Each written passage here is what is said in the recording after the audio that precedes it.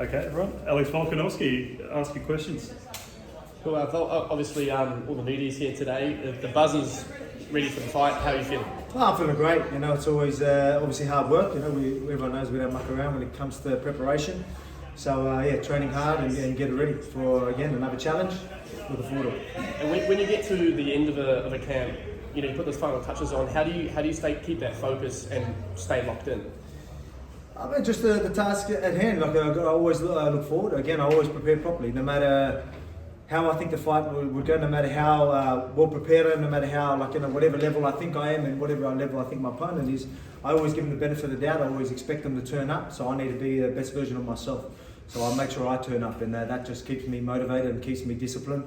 And I've just got a standard. You know, that's my standard. I don't muck around. I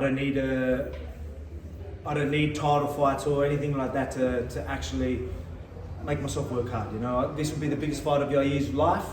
I've been saying this for a while. You know, he's probably stepped up to the occasion, but there's no such thing for me. That's my standard. You know, it doesn't matter what fight it is. I need to turn up. I'm going to make sure I'm well prepared every single time. So no matter what challenge is in front of me, I will turn up. But at the same time, each challenge in itself keeps me excited.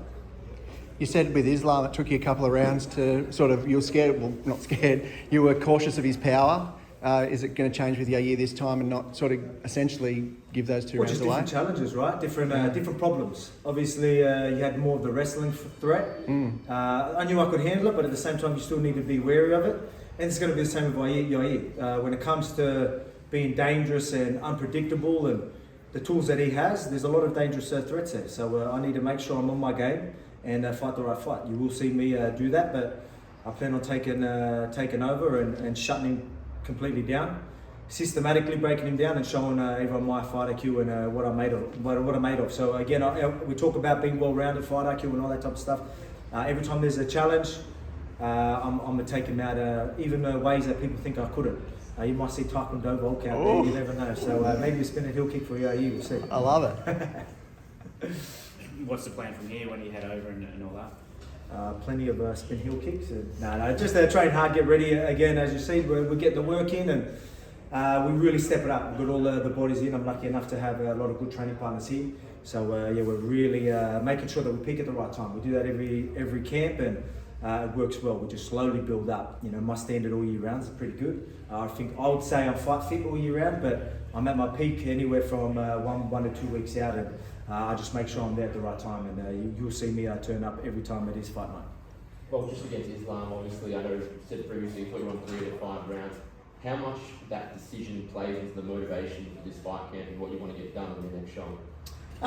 Man, look, I move on. The one thing about me is, I'm competitive. So every time I get in there, and even if I get hit, I don't like getting hit. I don't even like getting touched or anything like that because I'm that competitive. But obviously losing, not getting my hand raised, that stung me a little bit. But we move on, we move forward. That'll just add to my story because I know, again, I've got a challenge in the year in front of me. I don't think it's disrespectful to look forward and say I will get that rematch. I know I'm preparing for Yair, so I am planning on getting through him and eventually getting that, and that just makes for a bigger rematch anyway. But that doesn't play into preparation here. For me, it's again, I've got a standard. I need a problem solved. There's a problem in front of me. I'm gonna solve it. I'm gonna do what I need to do, and I'll turn up every single time.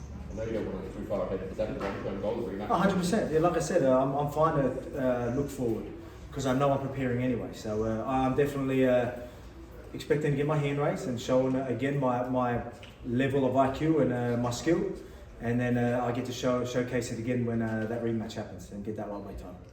Is there a likelihood of getting him back into Australia, or do you think that Perth show was his only trip down under? Let's just hope he wants to fight me again. Yeah. He probably doesn't want to even rematch me. To fight me in Australia, I don't know about that, but we'll see. That'd be great, but I'll fight him anyway. Again, it doesn't matter for me. I love fighting in front of a home crowd, but I'll turn up no matter. Like I always say, they can boo me or cheer for me. I'm gonna be motivated every single time anyway. I'll find a way to be motivated, and so it doesn't matter where I face him. But again. I guess enough of Islam. I've got Yair in front of me. Again, he's a big problem. He's got a lot of tools that I need to look out for. So we'll talk about Yair. In terms of Yair, what are some of those tools that you're looking out for in terms of the change in mentality from your last fight? Say it again, sorry? What tools you said talk about Yair's got? Like, what's the difference change from your last fight? Oh man, well, when it comes to actual striking and that, again, do I feel like I'm better than him everywhere? Yeah, I think I am. Like when it comes to skill and fight IQ and all that, but him being so unpredictable, there's so many tools he has, and when I say unpredictable, you don't know what's coming from where. And when you find guys like that, you need to be on your game. You know what I mean? You need to make sure you're putting him out of position and making sure you're in the right position. And you know, you got to be careful with that. So I'm going to give him that respect. I'll give him the benefit of the doubt. I'm expecting the best version of Yair to turn up, and I'm expecting all these crazy tools coming from all angles. Yeah, the Kung Fu Volk's ready for it. I can't wait. Looking forward to it. So again, it's exciting. That's what I'm looking forward. I've got guys like Carl Van Roon, Blood Diamond in here, guys that are very unpredictable, good at using all tools, and you know, yeah, like I said, Carl Van Roon's the 11-time world champion, a Taekwondo expert who can fight at many ranges. He's much bigger than me, and you know, we talk about problem solving. I've got to problem solve that every freaking day in the gym. So. I'm comfortable being uncomfortable in them situations because I know that'll help me fix that problem come fight time. Izzy as well? Did you do a bit of training with Izzy? Yeah, I did a bit of training with Izzy as well. Went to Puerto Rico and lucky enough to obviously move with him. So I've moved around with some of the best fighters in the world and guys that are much heavier than me as well. So again, that's what I like to do. That's like how I like to prepare. If you look at a lot of my training partners, they're going to be bigger and going to have a lot of different problems for me to solve even in the gym. So that's why you always see me. That's why you see that I'm always prepared. I'm well-rounded. You know, I don't really panic, or I'm always composed. It's because you know, people talk about it. You hear people, you know, they love sharing quotes and talk about sharing things about, you know, being comfortable and being uncomfortable. And everyone likes to say it. Not many people like to actually do it. I do it day in, day out, every time in the gym. So that's why you see me always ready and always doing what I need to do in there. A lot of your ring walks, you almost stare down the barrel and say to home, we can hear you, like you feel like that Australian support's with you when you're about to walk into a Las Vegas octagon? Yeah, well, I don't know if I'll get booed as much now, like, you know what I mean? Like, I've been booed plenty of times, but I feel like everyone's finally come around, which is good. But yeah, you're right, we are in Vegas.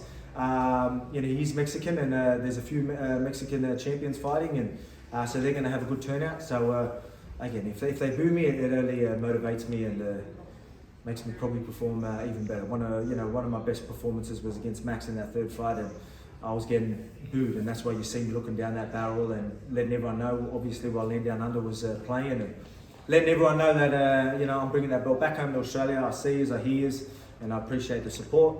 Watch me do work. Looking to get another ruby on the belt? Yeah, that's it. Yeah, we need to add a few, and then I need another one on that other shoulder as well. So then we get rubies on that. All right, cheers, guys. Thanks, Volk. Too easy.